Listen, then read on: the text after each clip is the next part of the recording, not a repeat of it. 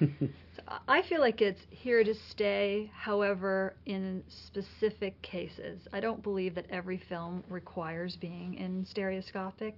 So I think that certain ones really make a lot of sense, and other ones just the cost or the content doesn't always apply for younger kids in particular. I know that my children aren't as interested in seeing films in stereo as maybe older kids are. Um, so, and for us at Rainmaker, we did our first film in stereo, which was Luna, and it really spoke to the medium. It worked beautifully in stereo, but not every piece of content does. Yeah, I think what we were able to do with Luna was it was really designed to work in stereo from the get go, Yeah. and it's beautiful. It's very subtle. It's not in your face kind of work, and I think that done artistically, which I believe Avatar was done very artistically, and Despicable Me was done that way very artistically, or How to Train Your Dragon. Mm-hmm. They're examples of films I only want to see in 3D. If I know that a filmmaker who's really talented and has really made that part of the process, I'm going to go pay an extra few dollars or more to see that because I know that they've really thought about it as part of the creation process. If I see something that they've sort of put together, converted in post production because they want to try to charge more money for it, it really wasn't designed that way. I always see both of those now just to sort of see what the difference is, but I wouldn't as a regular consumer, I don't think. And I think that'll hurt the industry if that, I think it needs to coexist with regular projection. Everything's not going to convert to stereo, I don't believe. I think you might have sporting events on television that might be interesting in stereo or in that kind of thing. But I really think it's going to be, really creative directors like Scorsese doing his new film, or Cameron or Michael Bay doing Transformers, which I thought was amazing in 3D. But for us, it's a big part of the business because it's well suited for animation. You can really design for it. And it can be easily put together as part of the process. But ultimately, it has to support the story. Yeah, it really it needs to doesn't, make forget sense it. for the specific kind of storytelling that you're going after. Currently at Rainmaker, we've got a slate of around 8 different projects that we're in development on, and that's our maximum. So firstly, we're trying to be very targeted and specific about which projects we take on and how many we take on to develop. If you get too much material going, you really can't give it the attention it requires. And development needs a lot of time and love to each of your projects. In terms of picking projects, we've got a variety of projects that are original through properties that we've optioned from books and that different kinds of source material.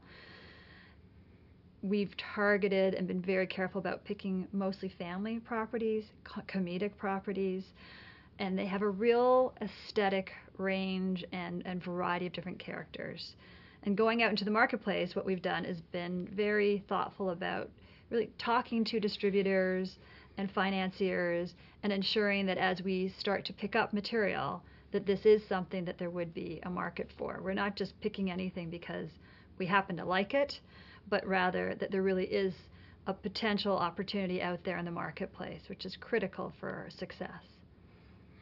And I think, we're looking at our ability as an independent studio, to produce that work, at substantially less price, with good quality. We're not compromising the quality, but we're really looking at doing things more efficiently so that we can provide the opportunity for a studio or an independent distributor to look at this and say, we can take more of a chance with this because it isn't a $150 million film.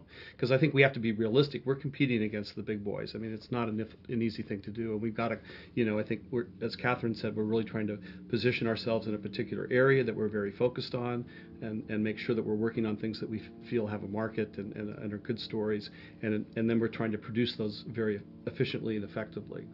The one thing that we've done at the studio is institute the shorts program. So when I came in, we created our mascots, and we've done shorts with them. Our characters are called Ting and Juma.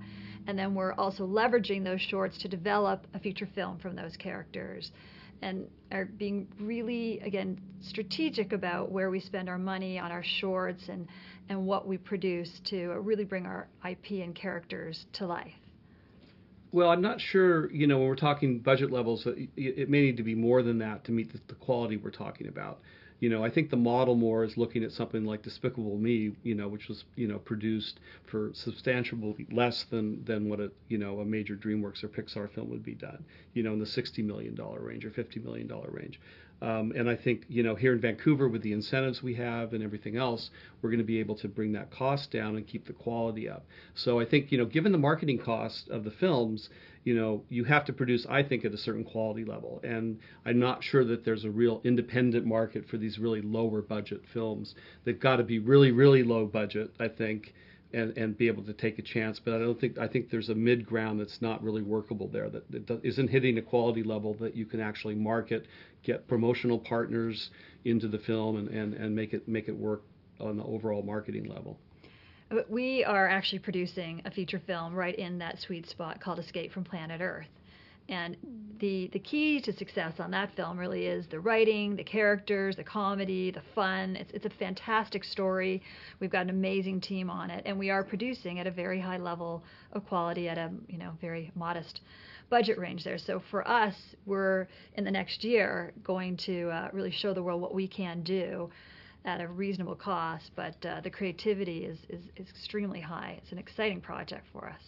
When is that scheduled for release? It's scheduled to release at some point in 2012, probably the latter half of the year. I started in the business in kind of a very obscure way in some ways. I began working for Disney in Japan. I was hired completely in Japanese, and at the time I spoke a little Japanese, didn't really understand what the job was, but the opportunity to actually live in Tokyo, work at a Japanese studio that happened to be owned by Disney, and be in a position to help facilitate communication between the Japanese and the Americans. And because I was Canadian, the Japanese wanted to hire me. They felt I was neutral. I got this amazing opportunity and started there. And I learned all about animation in Japanese by a Japanese team. And then as they got more trusting of me and comfortable, they sent me around Asia.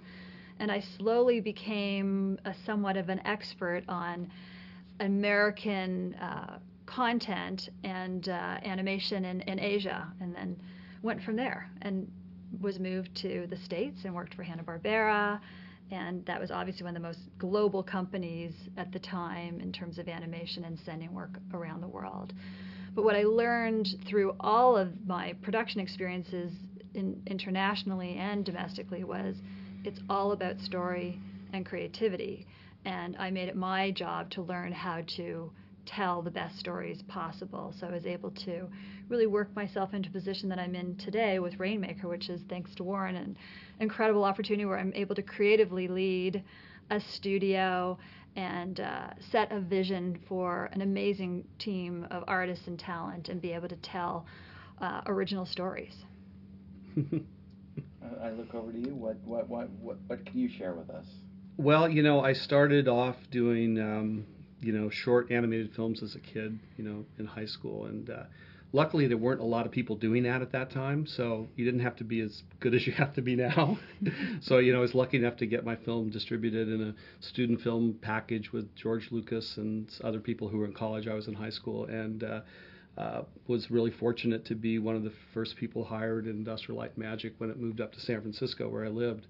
And I just kind of went into that environment. I really didn't know special effects. I didn't know what a TIE fighter was or any of the Star Wars universe, really. But what I loved was working with really brilliant people in a creative enterprise and just having the camaraderie and the creativity that was at ILM, and I was there for about 15 years. And I really have, been looking to replicate that. And I think the opportunity to come to Canada about 10 years ago, my vision was always to start a new animation studio that really could be creatively driven, was going to be an independent studio, not be a huge, 1,000-person company, and would be focused on filmmaking and creativity. And I just always had that persistent vision to do that. And I've learned, I learned a lot from working with John Lasseter and Ed Catmull at Pixar when I was running ILM, and we were working closely with them on some of the early computer graphics thing, and I watched them just persist through so many trials and tribulations. You just keep going for your goal, keep your head down, and learn what you need to do to make it happen. And I think where we are with Rainmaker at this point is we're really well positioned to be the next major studio, and it's a great opportunity to have Catherine and really have a great team that we put together.